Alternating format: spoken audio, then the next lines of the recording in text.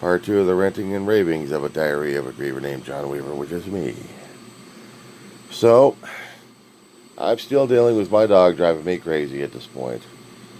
And I still have to wait for the vet visit to happen. I got an appointment set up for her. It's going to be a miserable 4 or 5 more days. I don't have the money, I don't have the transportation to get her over there. But at this point, I've got no choice. She had to get their ears treated, it's going to be the final. I'm not putting her up for adoption. There are certain decisions I hate making this month. And some of those decisions are going to be affecting both of us. And that wasn't the case with everything else we're facing. You know it's hard enough being a caregiver for being an adult, you know? I mean, at least you can listen to the adults telling you what they need. When it comes down for a dog, it's a different thing because you got to interpret the signals correctly at this point. Otherwise, you'll get it wrong. I'm discovering that more and more. In my life, I've had larger dogs that had problems with the hip dysplasia or behaviors that needed to be modified. If they couldn't be modified, they had to be put down. Try having a dog suffering through a growth in the head that changes a sweet dog into a living terror. It had to be put down. A Samoyed Husky, a long time ago when I was a kid. Escaped out of the home, hit by a dog, actually hit by a car, and then suffered with the brain having issues all through the rest of her life.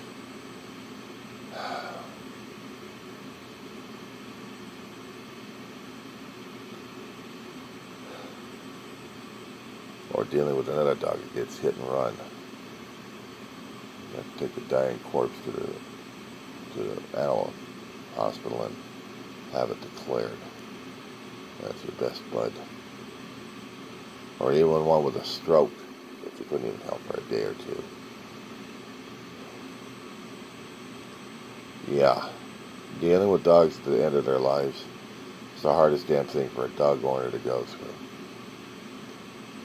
And mine's been suffering through ear issues left and right. She's getting old, deaf, blind, almost crippled in the limbs. And people say, well, let's put her out of her misery. You know, whose misery, yours or mine? Because the after effect I have to deal with is the loss and loneliness. And I can't deal with that. But I can't allow her to suffer either. See what the vet says in a few days, which I have to wait for. So I got to put up with her shit again throughout the nights. Lose sleep if I can, and lose productivity at home. That being said, for the personal shit, let's go for the politics again, shall we? Every time I've been waking up, I try to scan a little bit further and further. I could just keep the memories in my head going. A reflective pool that's been there for decades, used in photographs and used for publicity pictures. Needs maintenance in the worst damn way. But Trump decides to drain the son of a bitch, clean the thing, which was admirable, by using companies he doesn't know what the fuck he's doing with. He claims he knows his companies, he doesn't. So, he's having the whole damn bottom painted blue. But the foundation underneath needs work, repair. Does that ever happen? No. But they need to do a rush job because we need to get it painted for the 250th birthday of America. Everything has to be fine. Everything has to be spectacular. We have to do it for Trump. The last time Trump was trying to do something spectacular for the country was on the Army's birthday and his corresponding on the same damn day, and hoping to draw thousands and thousands and thousands and hundreds and thousands of people. He was going to get the U.S. Army roll through the Capitol. Only a few hundred, maybe 1,000 if he was lucky. Bored as hell. Static display of the army. And maybe of the flyovers. Everybody else was protesting the man who claimed to be king instead of a president. The reason why our government system was set up, the reason why we had the founding fathers created the Constitution, had the information laid out in the Federalist Papers we've stored for over 250 some odd years. That's available online for research. Every single piece of paper, every single note, transcribed into something digital that we can actually read. All you got to do is type out the Federalist Papers, put a PDF marker on it, and you'll see some places out there that'll give you links. You'll be able to do the research at home. Or, if you're able to research it in a library without being caught or considered a dirty, rotten traitor to the United States of America, or maybe if you happen to find a book somewhere, there was a textbook I was using in college called We the People. Somewhere in my digital notes, I've got the text for that. They've got additions to it, but it's the federal stuff that hadn't been updated, only the state like that.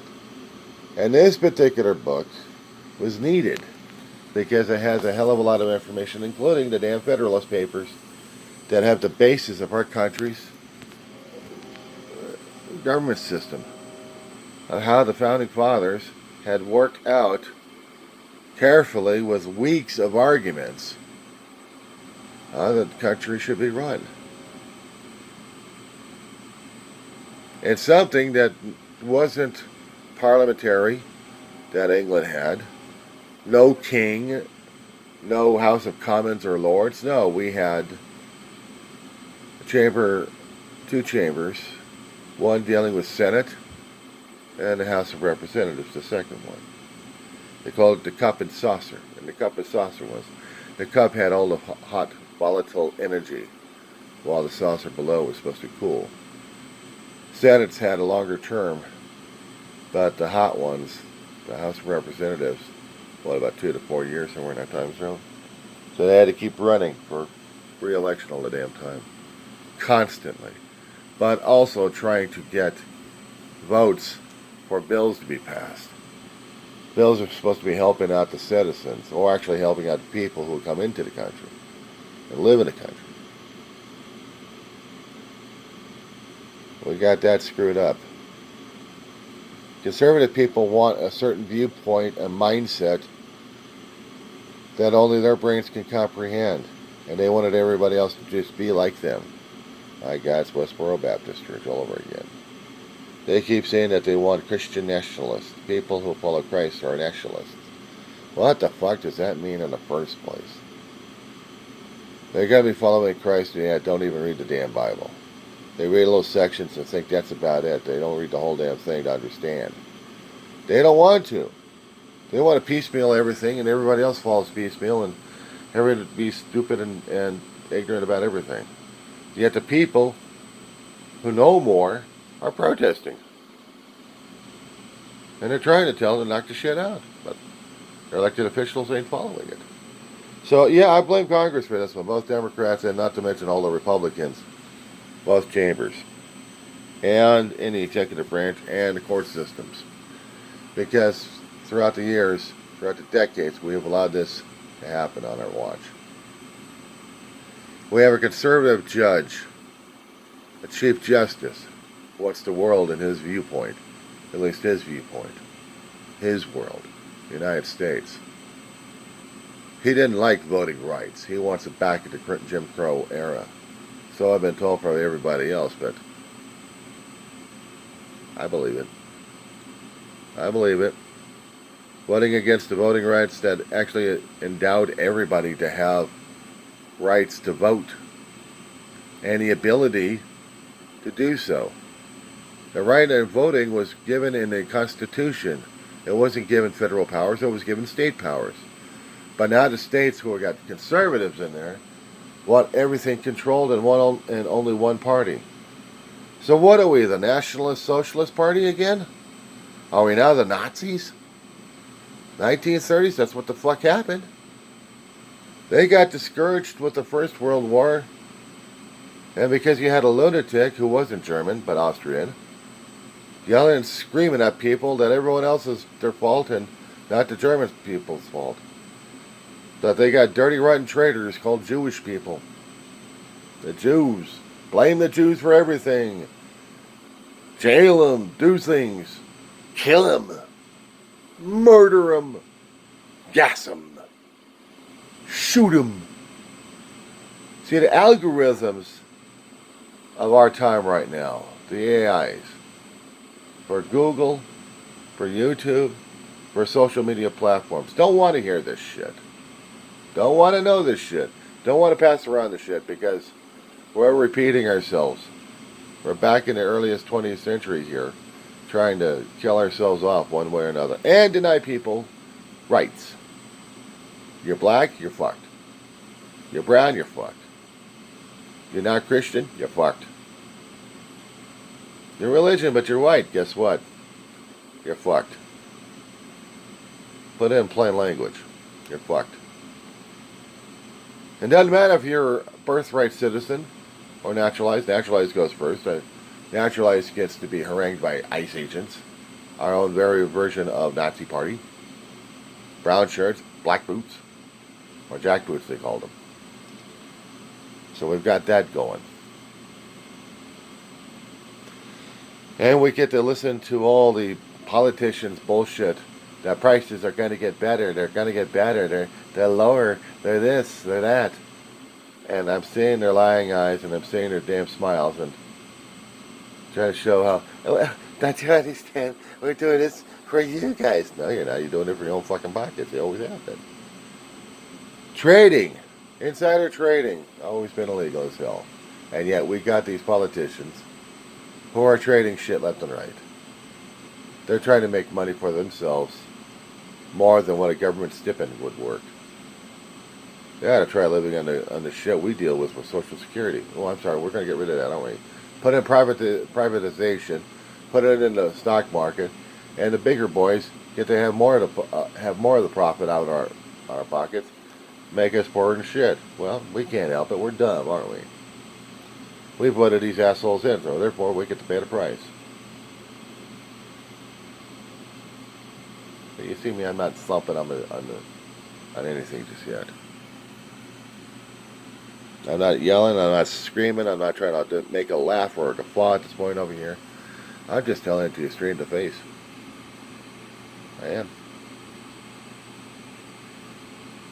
We voted this shit in, we never accepted responsibility, transparency, or accountability. We did this to the world. The Strait of Hormuz, cutting off oil left and right, our attack on Venezuela, cutting off local areas in the Caribbean waters who need the oil, need it for their energy. They're depending upon other countries, other third world, or basically the ironclad ones. If they can get oil out of them, they can get their power going. Cuba is struggling for survival. And yet the United States wants to invade it to make it into another nation of ours? Are you fucking kidding me? Trump still wants another state. He still wants to build upon his own fucking empire. And let his kids do the empire. Shit, they're making trade deals left and right, but only for themselves. Not for the country, but for themselves. And yet Trump would keep offering gimcracks and bullshit to people because he wants more money out of people. Even for the people who can't afford it, they'll have to hawk everything else they've got into Trump's pocket because he's not done yet. He's not done looking at himself at a statue, a golden-plated statue at a golf course. He's very happy he's got that. Because now he can lord it over people with this artificial way. Meanwhile, in the background, my dog, she must be obeyed. He's going through the air shit again. So I can't continue the ranting and raving as I would love to do at this point. I'm telling the rest of the world how fucked up we really are. That we screwed over our trading partners, that we screwed over our defense partners. The treaties and organizations that were supposed to be helping out by giving out humanitarian aid, food, shipments, because we had elected a madman who wants it all. And we did destroy them.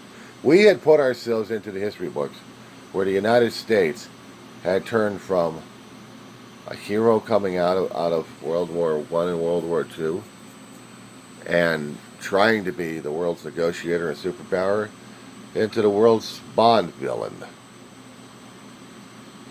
What next technological arsenal are we going to be putting onto people left and right? And how much is it going to be costing us for about 3 or 4 or 5 generations down the road that we can't even afford right now? I got a question for you guys out there, and I'm serious about this one. Put it in the comments. Put it in the comments. Think about it if you need to. But anybody and everybody watching these damn things, I want to hear from the world. What happened to the whatever happened to the Union of Soviet Socialist Republic? Can anybody Google that one? We had the Cold War with Russia. But Russia was still going through many changes of regimes. From the have and have-nots, the proletariats versus the Cossacks. And the ruling parties got kicked out. But the People's Party moved in. And unfortunately, they had about 4 or 5 decades of country going under. It was only in the 80s that they really became bankrupt. They couldn't afford to keep up with their military conquest or the military machine or even the intelligence.